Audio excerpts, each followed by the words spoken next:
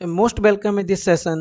आज इस वीडियो में हम बात करेंगे सी टेट 2021 और 22 में ऑनलाइन मोड में कंडक्ट हुए एग्जाम्स के आंसर की जो कि आपका 16 दिसंबर 2021 से स्टार्ट होकर 21 जनवरी 2022 को समाप्त हुए थे।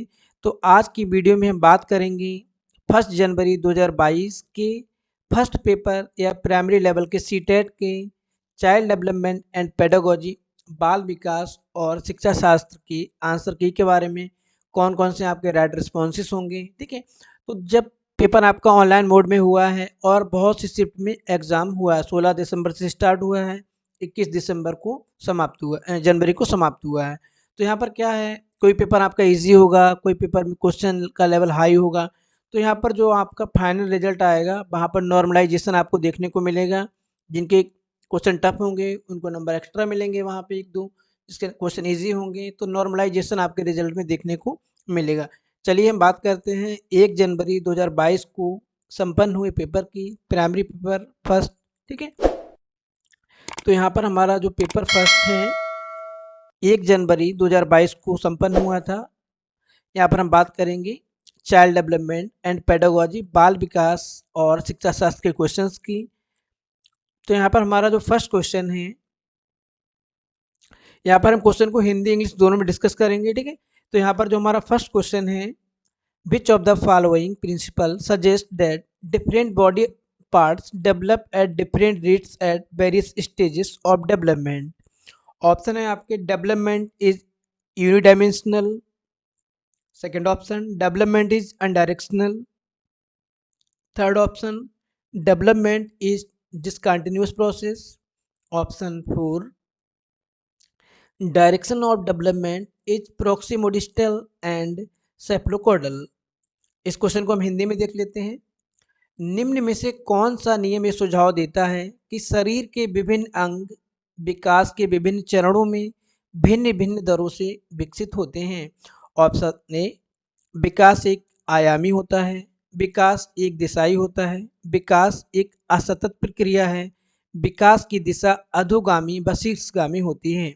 तो आप सबको मालूम है हमारा जो प्रिंसिपल्स ऑफ चाइल्ड डेवलपमेंट बाल विकास के सिद्धांत हैं, उनके अकॉर्डिंग यहाँ पर आपका राइट रिस्पॉन्स होगा direction of development is proximodistal and cephalocaudal. तो आपका यहाँ पर ऑप्शन फोर्थ करेक्ट हो जाएगा। तो यहाँ पर हम फोर्थ ऑप्शन को करेक्ट कर देंगे। ओके, हिंदी में आपका हो जाएगा विकास की दिशा अधोगामी व शीर्षगामी होती है।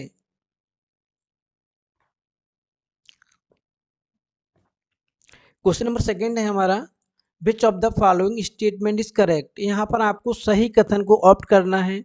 Children's development takes place in socio cultural context, option second childhood is a period that can be divided into 10 distinct stages, option third children's thinking is not influenced by social interaction, option fourth children's development is solely determined by genetics।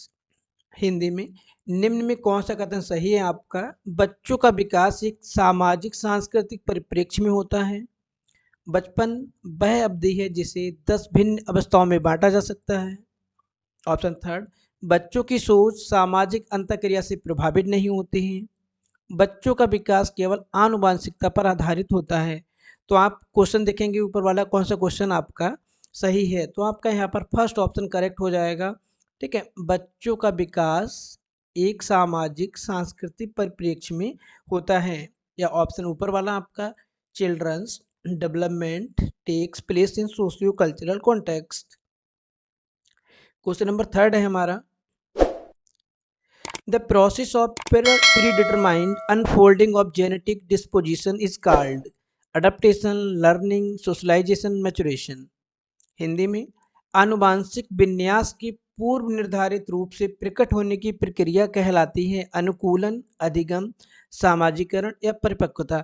तो आपका जो question है ऊपर एक बार फिर से देख लेंगे, the process of predetermined unfolding of genetic disposition is called, एक कहलाती है प्रोसेस मैचुरेशन की आपकी। ठीक है, जिसको हम बोलेंगे परिपक्वता। तो यहाँ पर आपका ऑप्शन फोर करेक्ट होगा।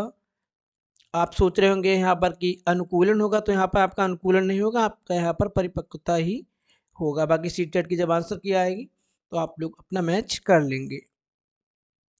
अगला क्वेश्चन है हमारा, dash is a primary and dash is secondary agent of socialisation. Question है हमारा, सामाजिकरण का प्राथमिक और सामाजिकरण का द्वितीयक कारक है। तो आप सबको मालूम है सामाजिकरण का पहला आपका परिवार होता है, आपकी फैमिली होती है, और द्वितीयक स्कूल होता है। तो यहाँ पर हमारा परिवार और विद्यालय हो जाएगा। क्वेश्चन नंबर नेक्स्ट हमारा है fifth, according to the Lawrence Kohlberg, what is the primary basis of for 7 to 8-year-old children's moral decision?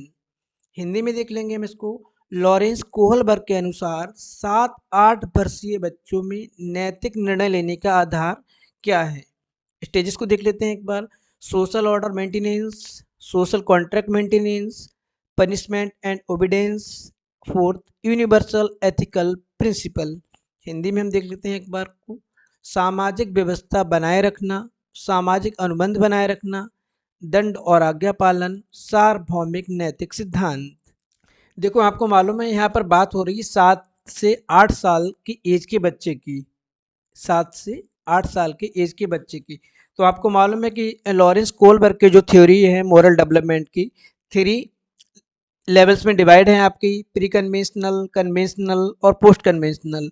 मतलब पूर्व परंपरागत स्तर, परंपरागत स्तर और हमारा पश्च परंपरागत स्तर। जो हमारी पूर्व परंपरागत स्टेज है उसकी एज है, एज पीरियड कितना होता है 4 साल से 10 साल तक।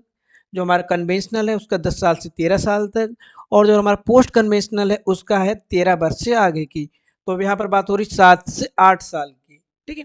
तो 7 से 8 साल में अब आपका यहाँ पर कौन सा आएगा, यहाँ पर आपका राइट होगा पनिशमेंट एंड ओबीडेंस। ये आपका हो जाएगा यहाँ पर राइट रिस्पॉन्स, ठीक है। हिंदी में आपका हो जाएगा दंड और आज्ञा पालन, ठीक है। इसके बाद में जो सामाजिक व्यवस्था बनाए रखना, ये आपका स्टेज 4 है, मतलब कन्वेंशनल लेवल में, ठीक है। सामाजिक नियमों व कर्तव्यों का पालन करना, stage of respect for society, for social. दूसरा है आपका सामाजिक अनुबंध बनाए रखना, ये आपका पोस्ट कन्वेंशनल का स्टेज 5 है, ठीक है।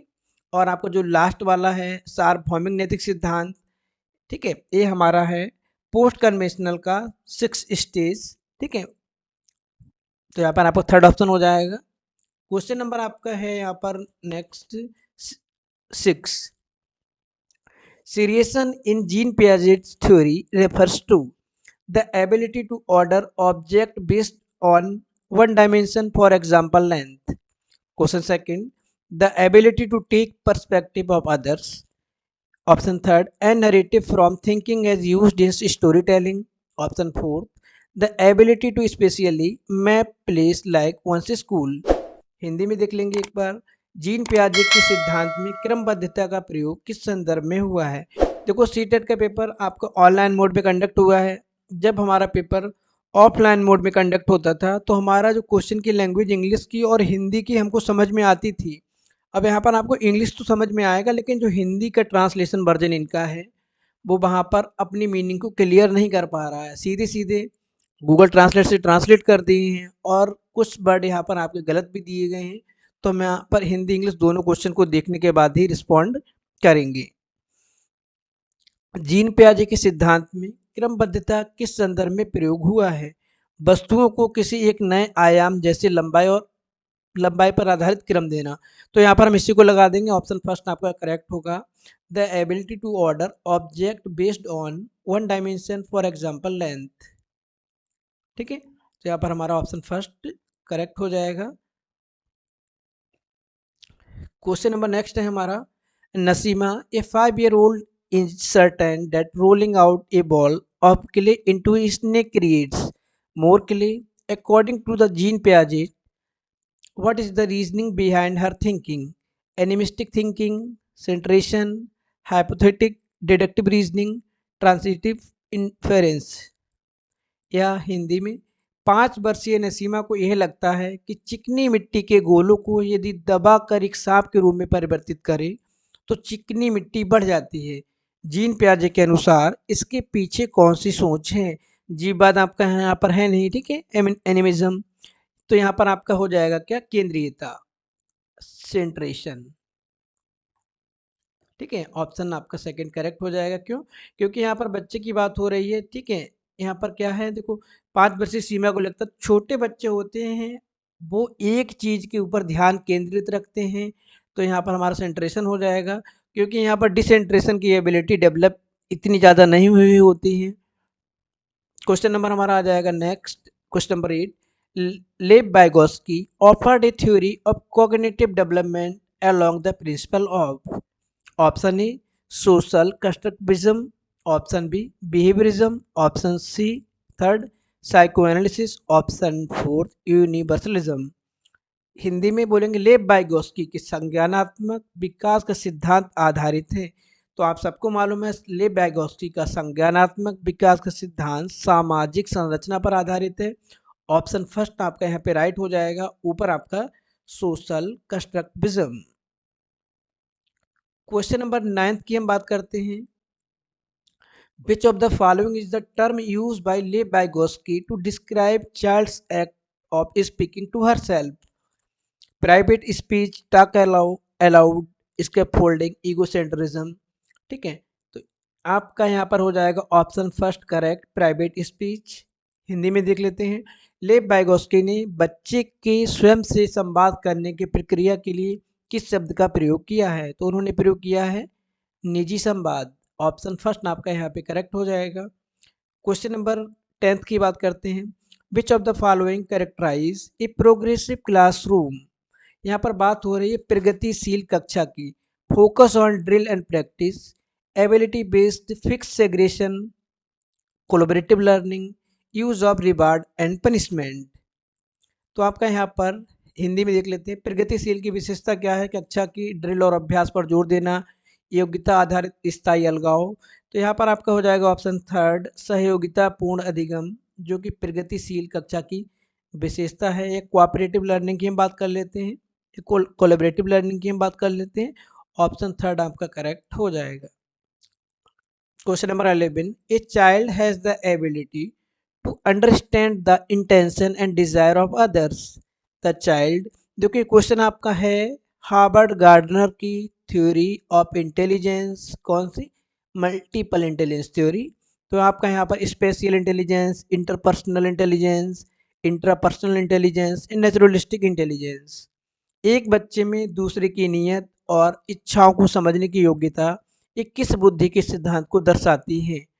ठीक है, तो ये दर्शाती है किसको? ये दर्शाती है आपके ऑप्शन सेकंड इंटरपर्सनल, अंतरा व्यक्तिक बुद्धि। क्वेश्चन नंबर 12 की हम बात करते हैं। Which of the following statement is proposed in national education policy 2020? Option a being educated in one's mother tongue is detrimental to educational and technological advancement. Option second school should encourage children to learn the speak English as their first language. Option third, multilingualism has great cognitive benefits for young learners or students. Option fourth, bilingual approach confused student much hampers learning. Hindi में देख लेते हैं इस question को। राष्ट्रीय शिक्षा नीति 2020 निम्न में से कौन सा कथन प्रस्तावित करती है? अपनी मातृभाषा में शिक्षित होना शैक्षिक और प्रौद्योगिकी उन्नति में बाधक है। गलत है आपका, ठीक है। सेकंड, विद्यालयों को बच्चों को अंग्रेजी की भाषा में अंग्रेजी की प्रथम भाषा के रूप में बोलने और सीखने के लिए प्रोत्साहित करना चाहिए। ये भी गलत है आपका, ठीक है। देखो यहाँ पर बात की गई है एनईपी 2020 में कि बच्चे को प्राइमरी लेवल पर उनकी मदर टंग में हमको एजुकेशन देनी है। अगला है आपका ऑप्शन थर्ड, आपका यहाँ पे राइट होगा।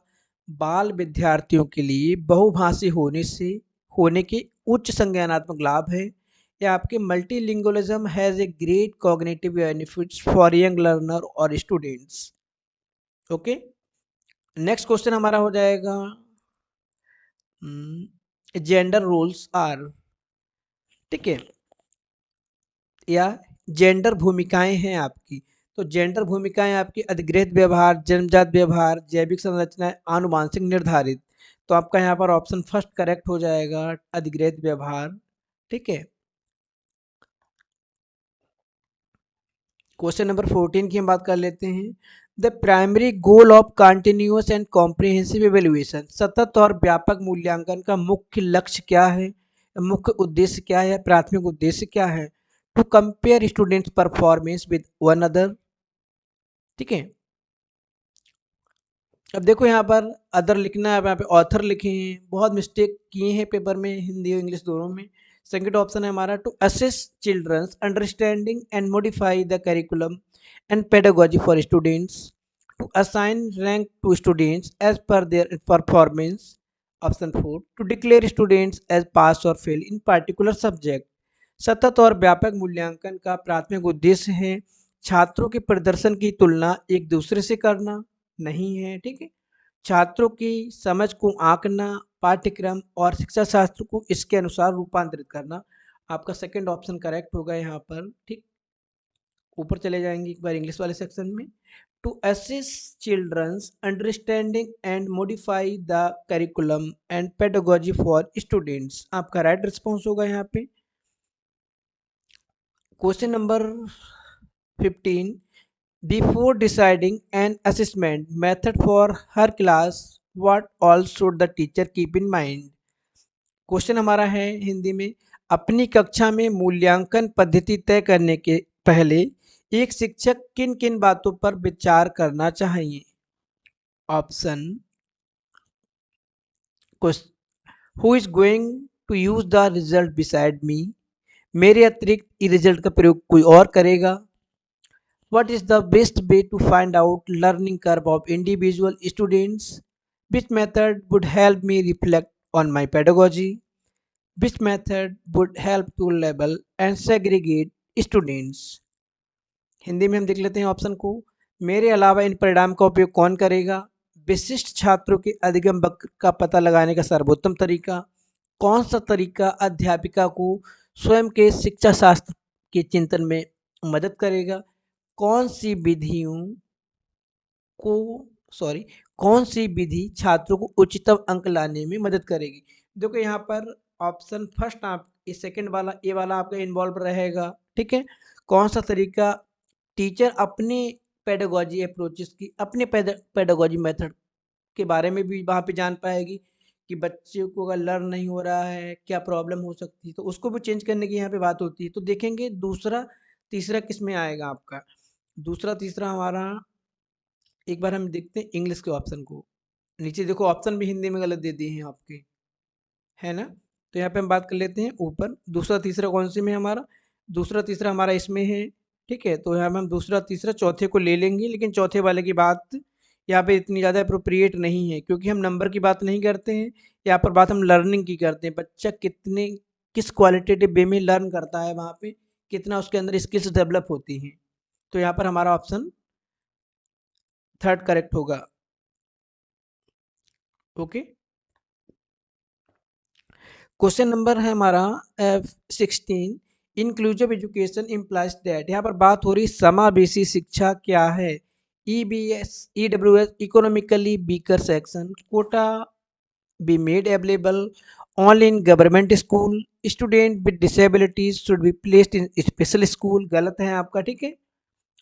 ये भी आपका गलत है कि हमारे जो स्पेशल बच्चे हैं, स्पेशल नीड स्टूडेंट हैं, उनको स्पेशल स्कूल में ट्रीट करना। Only English be taught in government school, ये भी कोई मतलब नहीं है। फोर्थ ऑप्शन आपका करेक्ट हो जाएगा। बच्चा किसी भी प्रकार का हो, most welcome in school. All children irrespective of their abilities be provided equality और क्वालिटी एजुकेशन। समावेशी शिक्षा से अभिप्राय है योग्यताओं से परे होकर सभी बच्चों को गुणवत्तापूर्ण शिक्षा उपलब्ध कराई जाए। क्वेश्चन नंबर 17 की हम बात करते हैं। कथन और कारण वाला क्वेश्चन है आपका। ठीक है। असर्शन और reason. While teaching a teacher should use a variety of base to represent the context of teaching. Reason, teacher need to adopt their pedagogy to suit the diverse need of learners. Both option A are true, R is the correct explanation. तो आपका यहाँ पे option first correct हो जाएगा, दोनों option आपके correct हैं। ठीक है, देखो नीचे आ जाओ हिंदी में। पढ़ाते समय एक शिक्षक को पाठ्य सामग्री को दर्शाने के लिए विभिन्न तरीके अपनाने चाहिए। ठीक है आपका, ठीक है। और क्या, शिक्षक को अधिगमकर्ताओं की विविध आवश्यकताओं हेतु अपने शिक्षा शास्त्र को उनके अनुकूल बनाना। तो ए आर दोनों सही हैं और आर सही व्याख्या करता है किसकी, ए कथन की। क्वेश्चन नंबर 18 पे आ जाइए। A child is facing regular difficulty in writing, यहाँ पर बात हो रही है राइटिंग डिफिकल्टी की। तो आप ज़्यादा ना पढ़िए, राइटिंग डिफिकल्टी का मतलब डिस्ग्राफिया, ऑप्शन सेकंड आपका करेक्ट हो जाएगा। ठीक है, यहाँ पर आ जाइए।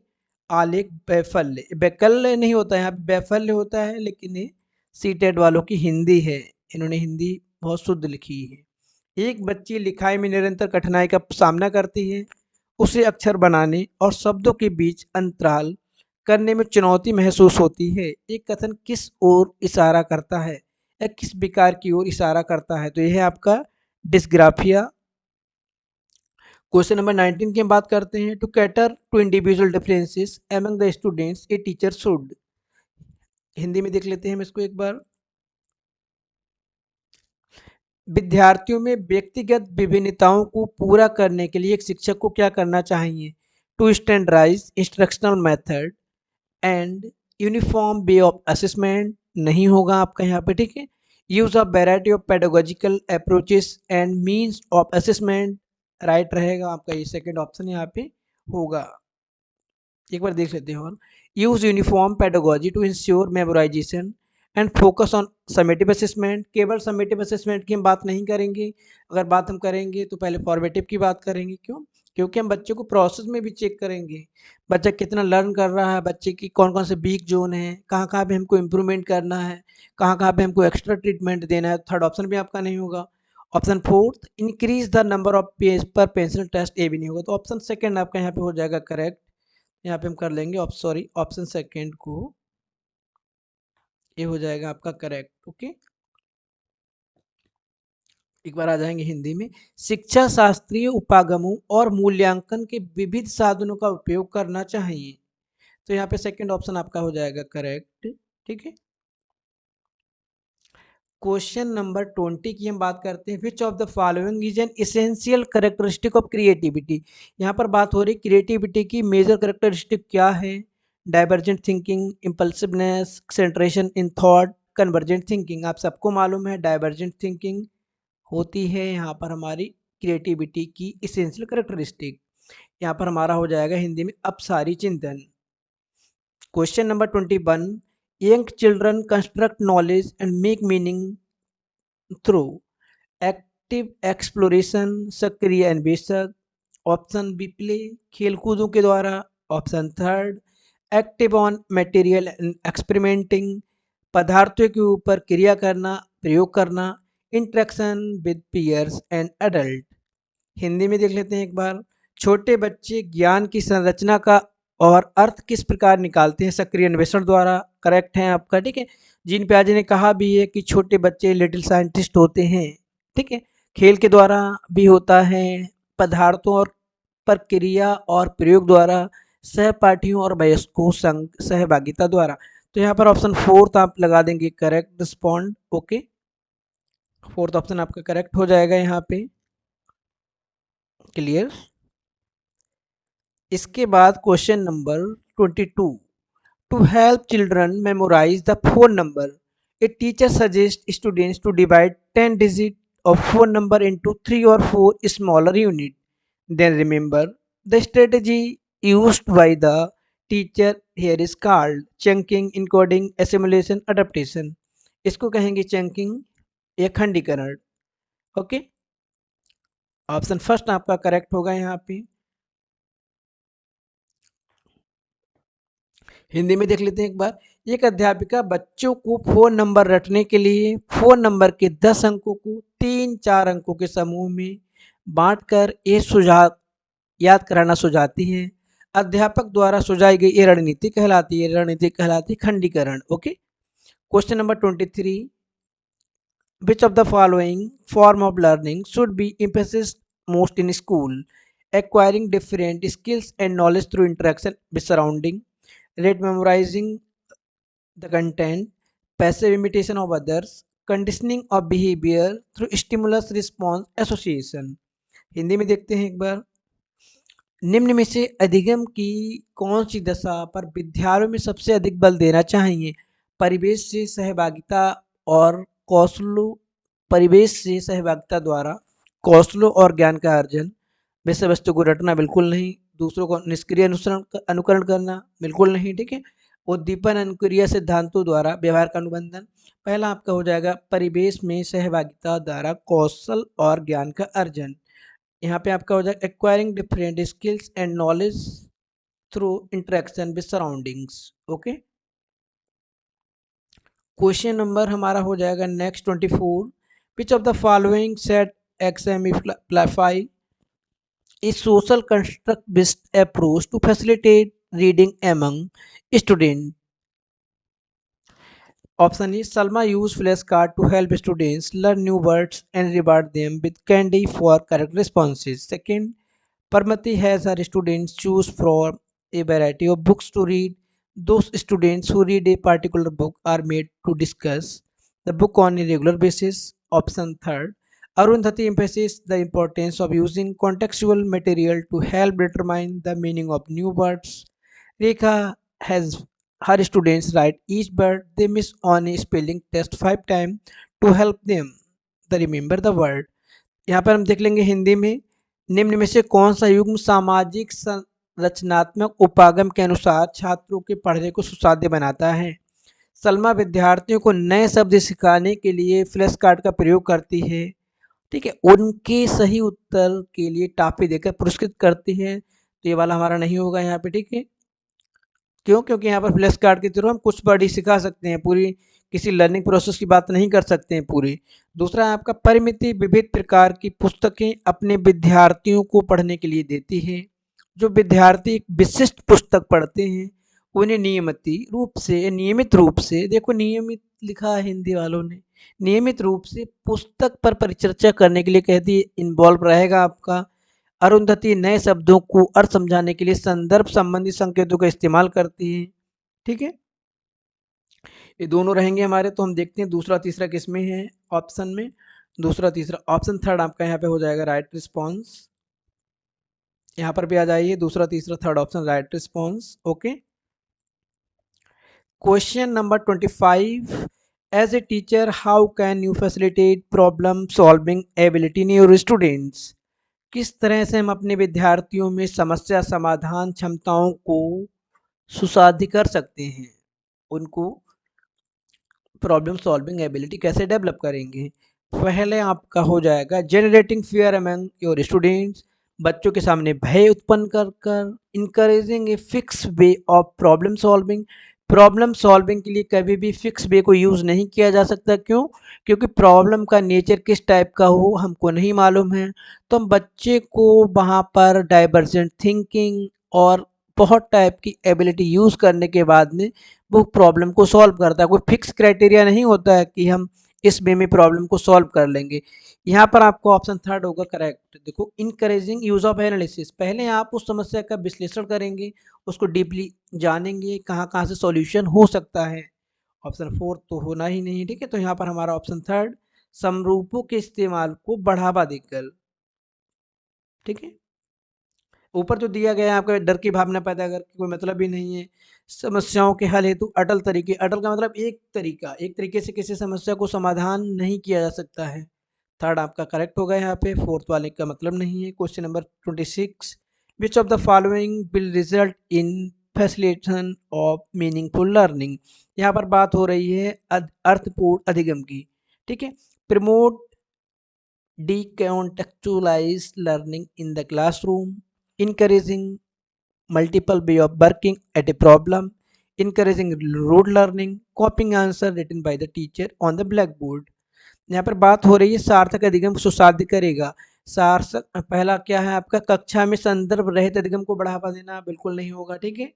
एक समस्या पर विविध तरीकों से विचार को करने की प्रोत्साहित करना, रट्टा मारकर पढ़ना, देखो ये दोनों होंगे नहीं। आपका सेकंड ऑप्शन करेक्ट हो जाएगा। ठीक है। कौन सा? encouraging multiple way of working out a problem. Question number 27. Students are likely to experience the emotion dash when they attribute internal factor to explain their success at risk task. Sorry, यहाँ पर बात हो रही है कोई बच्चा success gain करता है अपने इंटरनल फैक्टर से, आंतरिक अभिप्रेरणा से या आंतरिक मोटिवेशन से, तो वो क्या उसके अंदर सेम शर्म महसूस होगी, एंगर, क्रोध आएगा, प्राइड, गर्व महसूस करके, एंजाइटी, चिंता। हिंदी में देख लेते हैं एक बार। अगर विद्यार्थी अपने कार्य की सफलता को आंतरिक कारणों पर आरोपित करते हैं तो उनमें भावना उत्पन्न होगी, गर्व की भावना उत्पन्न होगी। ऑप्शन थर्ड आपका करेक्ट हो जाएगा, ऊपर प्राइड। क्लियर। क्वेश्चन नंबर 28 की हम बात कर लेते हैं।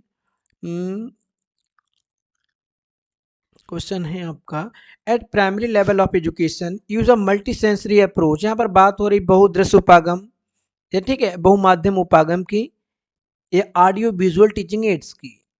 Option A, it makes learning more effective, बिल्कुल करेक्ट रहेगा आपका। It gives opportunity to exclude certain children from education, नहीं करेंगे इसको involve. It saves lot of time, ये भी नहीं होगा, ठीक है। तो आपका यहाँ पर ऑप्शन फर्स्ट ही करेक्ट होगा, ये अधिगम को और अधिक प्रभावशाली बनाता है। क्वेश्चन नंबर आ जाइए 29।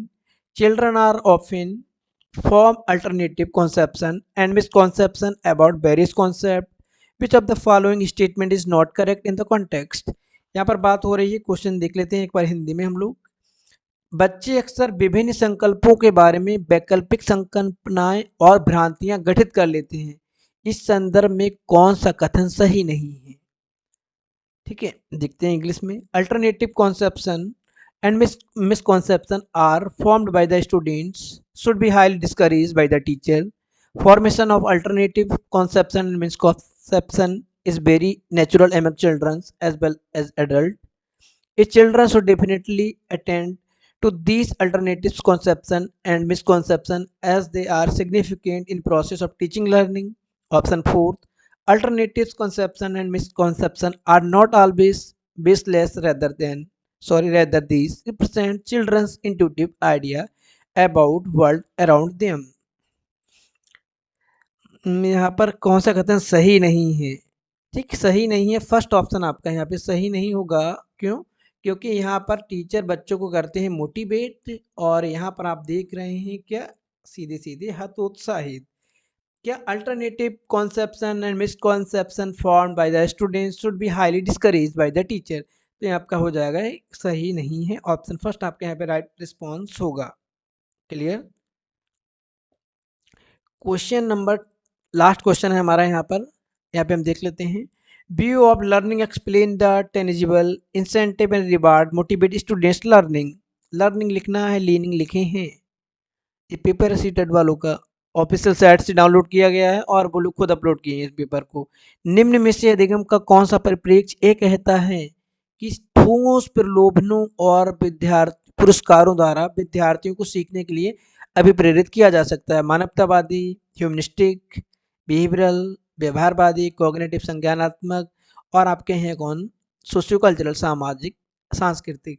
तो आपका यहाँ पर देखो मानवतावादी होना नहीं है, संज्ञानात्मक होना नहीं है, ऑप्शन फोर्थ आपका करेक्ट होगा यहाँ पे, और यहाँ पे सोशियो कल्चरल, ठीक है। और जब आंसर की आएगी ऑफिशियल तो आपको बिहेवियरल वाला भी देखने को मिल सकता है, लेकिन मोस्ट प्रोबेबिलिटी रहेगी सांस्कृतिक और सामाजिक।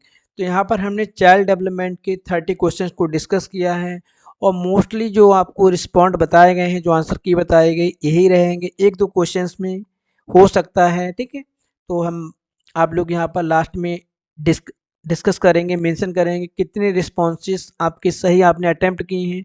नेक्स्ट वीडियो में हम बात करेंगे नए सेट के साथ में। तो और यहाँ पर हम CDP के जितने भी सेट हैं आपके सबको डिस्कस करेंगे। क्यों? क्योंकि आपको सीटेट का एग्ज़ाम अगले बार भी देना है, ठीक है। जो बच्चे फर्स्ट टाइम में दिए होंगे या जो अपीयरिंग में होंगे अभी, तो यहाँ पर जो सीटेट के क्वेश्चंस होते हैं वो यूपी टेट की तरह रोट लर्निंग पर बेस्ड नहीं होते हैं, एप्लीकेबल होते हैं। आपको अपने करंट माइंड को यूज़ करना होता है, वहाँ पर पेडागोजिकल फॉर्म में होते हैं, और क्वेश्चंस का फॉर्मेट भी बिल्कुल नया होता है यूपी टेट से। चलिए, तो हम बात करते हैं नेक्स्ट वीडियो में नए सेट के साथ में। तब तक के लिए थैंक यू।